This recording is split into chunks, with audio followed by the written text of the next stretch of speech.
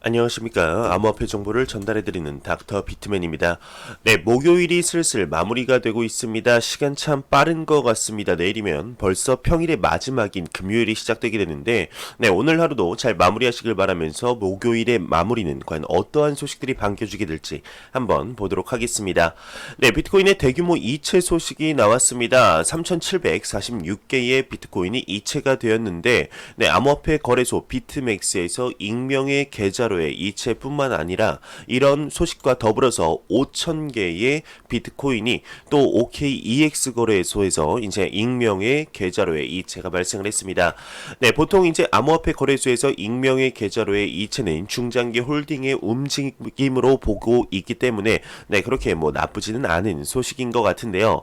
네, 이 소식뿐만 아니라 또 대규모 이체 소식이 한 가지 더 나왔습니다. 네, 총 49,342개의 비트코인의 고래가 이동을 했다고 합니다. 네, 이를 두고 이제 커뮤니티에서는 가격이 상승하는 움직임이 아니냐, 뭐 이런저런 비트코인 반감기에 비슷한 관련된 움직임이 아니냐 하는 내용이 나오고 있습니다. 한번 보도록 하겠습니다. 네, 암호화폐 자산 이동 추적 서비스 웨일 얼렛은 이제 47,342개의 비트코인이 알려지지 않은 지갑 사이로 이동했다, 이렇게 보고했습니다. 네, 대규모의 비트코인이 보내질 때 이제 커뮤니티에서는 여러 가지 썰들이 계속해서 난무하기 마련인데요. 네, 보통 커뮤니티는 보통 이동 후에 비트코인의 가격이 상승하거나 이제 폭락할 것으로 예상을 하고 있습니다. 네, 암호화폐 거래소에서 익명의 계좌로의 움직임은 이제 곧 상승을 할 것이다.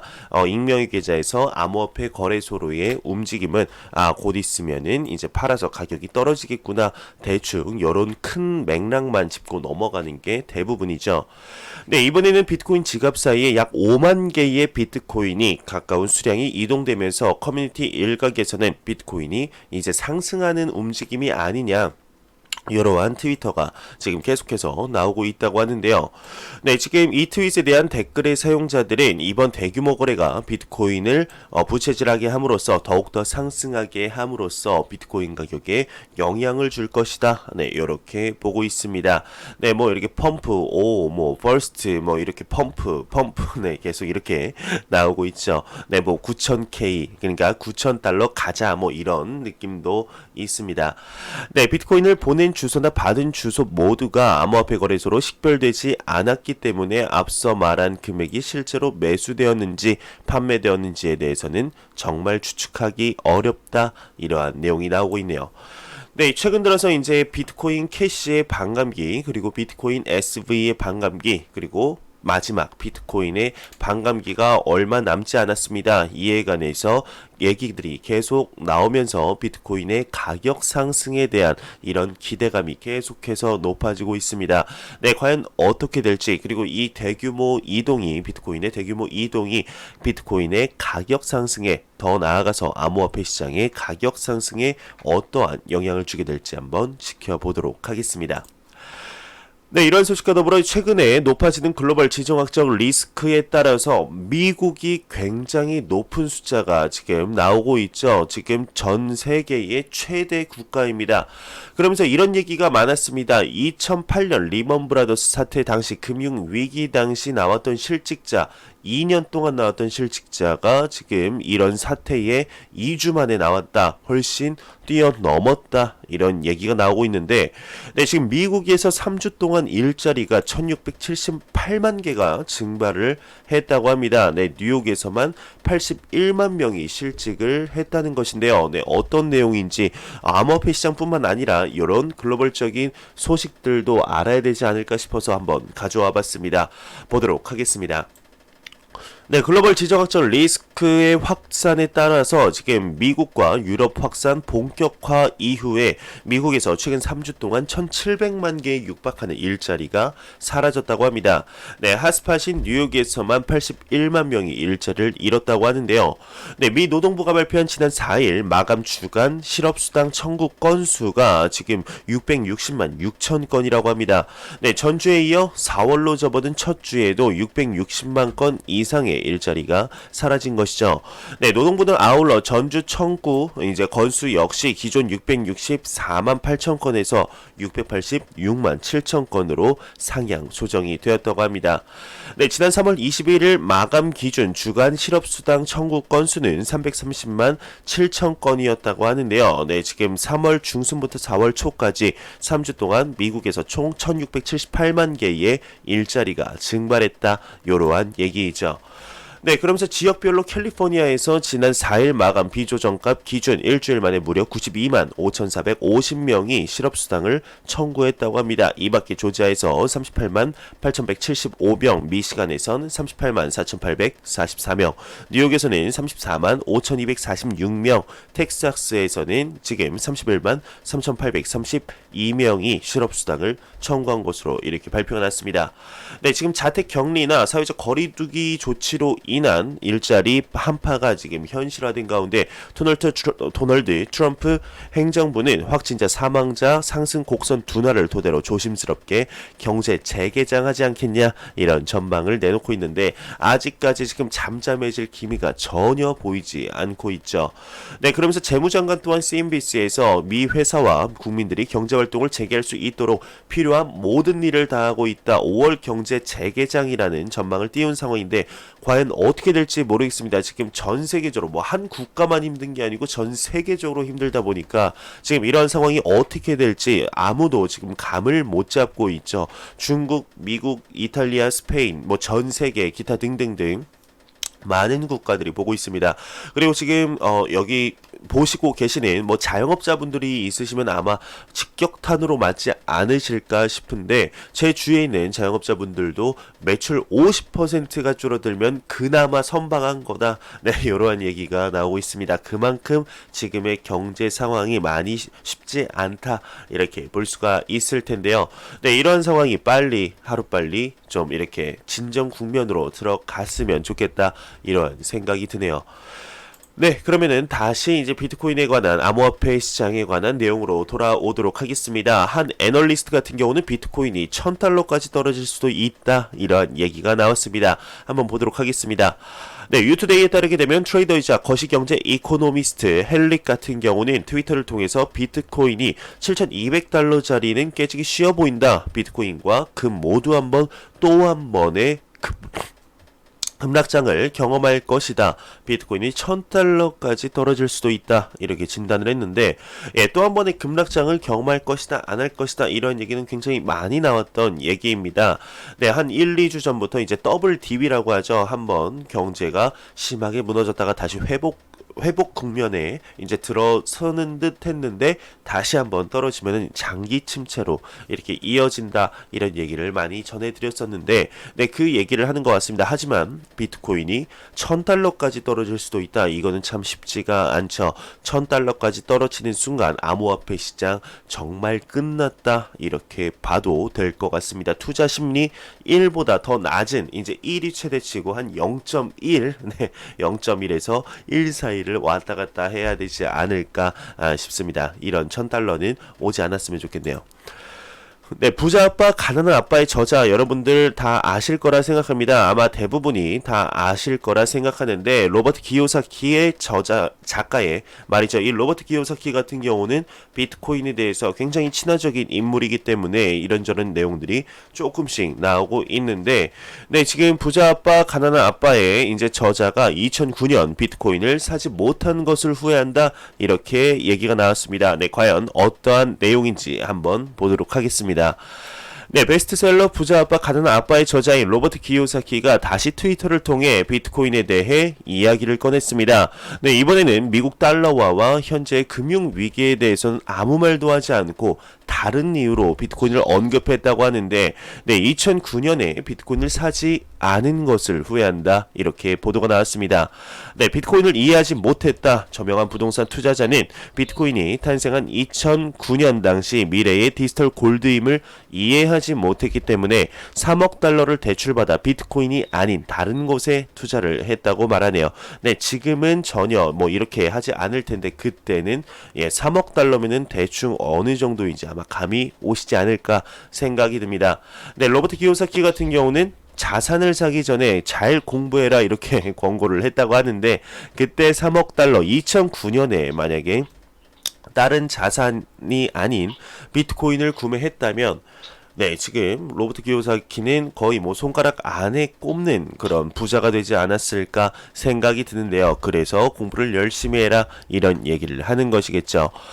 네, 이런 소식과 더불어 지금 비트코인의 대량 보유자가 2018년 이후 2년 만에 최고 수준에 도달했다고 합니다. 한번 보도록 하겠습니다. 네, 데이터 분석 회사 글래스노드의 최신 데이터에 의하면 적어도 1000BTC를 보유하는 고래의 주소수가 2018년 이래 2년 만에 최고 수준으로 되돌아왔다. 이렇게 코인포스트가 보도를 했습니다. 네, 거래소 자산 관리 등에도 변화가 생겼을 가능성이 있지만 3월 확인된 급락시 추가 매입이나 반감기 이후 수급 변화를 기대한 중장기 대규모 보유가 증가했을 가능성이 있다. 이렇게 보고 있는데 네, 실제 데이터에 따르게 되면 지금 고래 투자자가 증가한 포인트가 연말에서 연초까지 가격이 떨어진 기간과 3월 폭락 후 바닥 기간부터 급증하고 있어서 이 폭락 시에 이제 가격이 폭락했을 비트코인 반토막 시에 그때 이제 이때가 매수 시점이다 해서 그때 많이 들어왔다고 합니다. 네, 또한 과거의 패턴과 유사한 포인트는 반감기를 향해서 거액 투자자의 주소수가 증가를 하고 있다 이렇게 보고 있는데 네, 글래스노드는 이 고래의 동향에 대해 불투명한 시장 환경에서도 고래는 비트코인을 축적할 혹이 좋은 시기다. 가격 상향, 가격 상승을 이렇게 전망하고 있을 것이다. 보고 있습니다.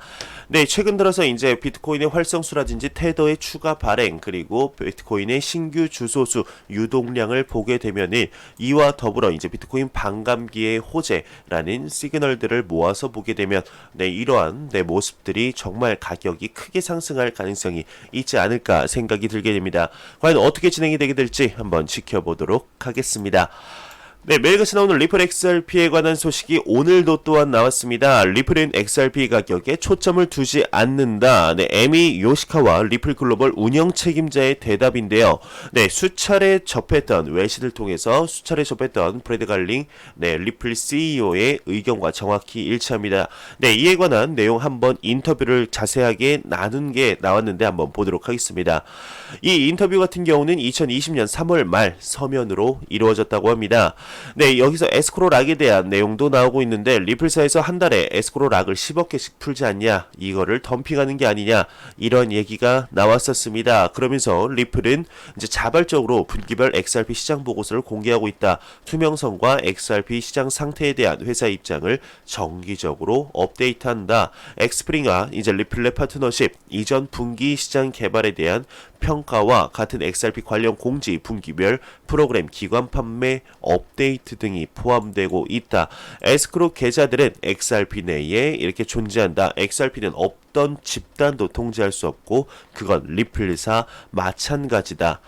네, 이런 질문도 했습니다. 지금 리플의 XRP 판매에 따른 가격 하락 부분을 보다 명확하게 좀 얘기 좀 해달라. 브래드 갈링하우스 같은 경우는 올해 초 리플은 XRP의 최대 보유자로서 XRP 성공에 가장 관심 있는 당사자다 언급을 했지만 최근 소식에는 또 리플과 XRP는 별개다 라고 언급을 했는데 리플사의 이에 대한 정확한 포지션이 뭐냐, 참 리플 투자자분들이 궁금해할 만한 질문을 굉장히 잘 던진 것 같습니다. 네, 이에 대한 답변 한번 볼게요.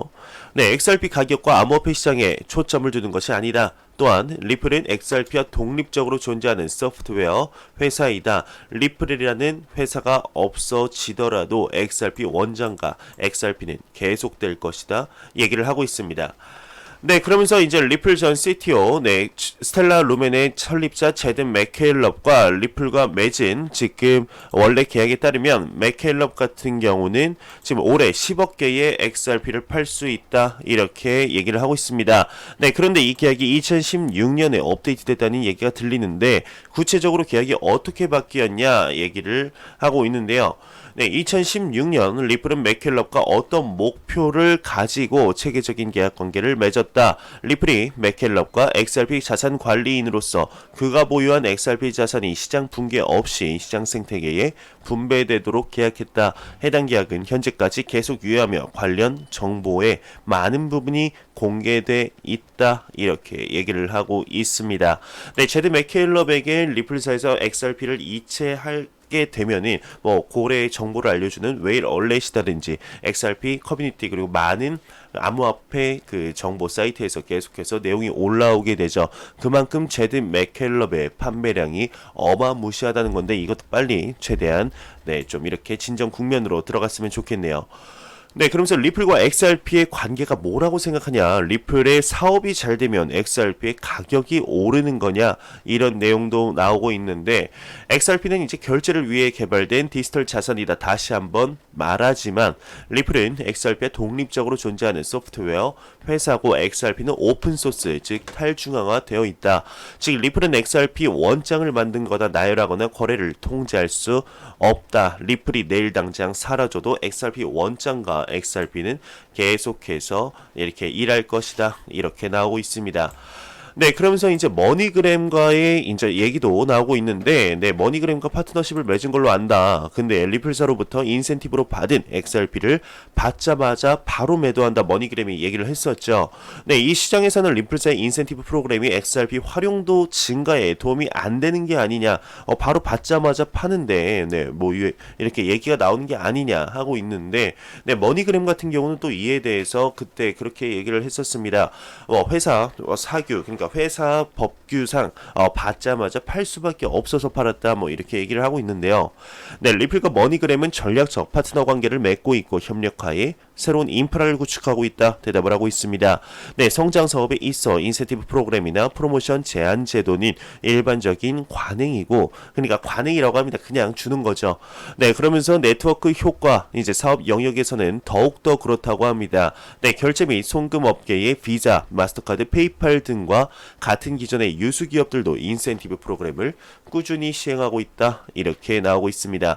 네, 여기서 말하는 네트워크 효과 같은 경우는 이제 라이벤스타인이 소개한 개념이라고 하는데, 어떤 상품에 대한 수요가 형성되면 이것이 다른 사람들의 수요에 영향을 미치는 것이라고 합니다. 이 리플이 네트워크를 구축하며 초기에 이제 인센티브 프로그램을 도입하는 것은 새로운 기업을 유치하고 신제품을 시험 및 제작하는 데 도움이 된다고 하는데, 이는 우리 모든 고객에게 혜택을 주는 일이라고 하네요. 네, 우리가 신제품을 개발하고 이를 신규 시장에 도입할 때 인센티브는 우리 고객들이 인프라 개발을 위해 투자한 비용을 상쇄시키는 역할을 한다고 합니다. 이 과정에서는 시간, 돈, 그리고 노력이 필요한데 인센티브를 통해서 퉁칠 수 있다. 뭐 이런 얘기를 하는 거겠죠. 네, 그러면서 뭐 계속해서 얘기가 나오고 있습니다. 한국 진출에 관해서도 지금 얘기가 나오고 있는데, 네, 한국이 리플에 관심을 가지는 이유가 해외 송금 솔루션을 상용화한 제품을 사용하는 실제 고객을 보유하고 있는 유일한 블록체인 기업이기 때문이라고 합니다. 네, 지금 전 세계 300개 이상의 다양한 고객과 계약을 체결한 상태고, 여기에는 이제 타우, 우니방코, 산단테르, 스탠다드 차타드, 그리고 아멕스 등 코인원 트랜스퍼 또한 지금 우리나라의 코인원 트랜스퍼 또한 지금 센트비와 한패스, 와이어 발리 이렇게 파트너십을 맺으면서 리플의 ODL 솔루션을 계속 사용하고 크로스라는 것을 출시를 했죠. 네, 이에 대해서 좀 더 한번 아예 영상을 하나 만들어서 네, 이렇게 한번 다뤄봐야 될 것 같습니다. 굉장히 자세하게 인터뷰를 나눴는데, 네, 과연 앞으로 상황이 어떻게 진행이 될지, 리플사의 사업과 XRP의 사업과의 관계, 저도 개인적으로 한번 인터뷰를 할 수 있는 상황이 왔으면 좋겠네요. 궁금한 거 다 물어보고 싶습니다. 네, 저와 리플사의 한 임원과 인터뷰를 할 수 있는 그런 기회가 꼭 왔으면 좋겠네요. 네, 제가 준비한 소식은 여기까지입니다. 마지막으로 코인 마켓캡에서 가격 보고 마무리하도록 하겠습니다. 네, 지금 비트코인 같은 경우는 0.43% 하락하며 886만원대, 이더리움이 0.7% 하락하며 20만 7천원대, 리플 XRP가 240원대입니다. 1.09% 하락을 했습니다. 네, 제가 준비해온 소식은 여기까지입니다. 영상이 도움이 되셨다면 구독과 좋아요 그리고 광고 한 편만 처음부터 끝까지 시청해 주시기 바랍니다. 이 채널은 오직 광고 수익으로 운영이 되게 됩니다. 네, 항상 영상 시청해주는 시청자분들, 구독자분 너무나 감사합니다. 저는 다음 영상으로 찾아뵙도록 하겠습니다. 지금까지 닥터 비트맨이었습니다. 감사합니다. 감기 조심하세요.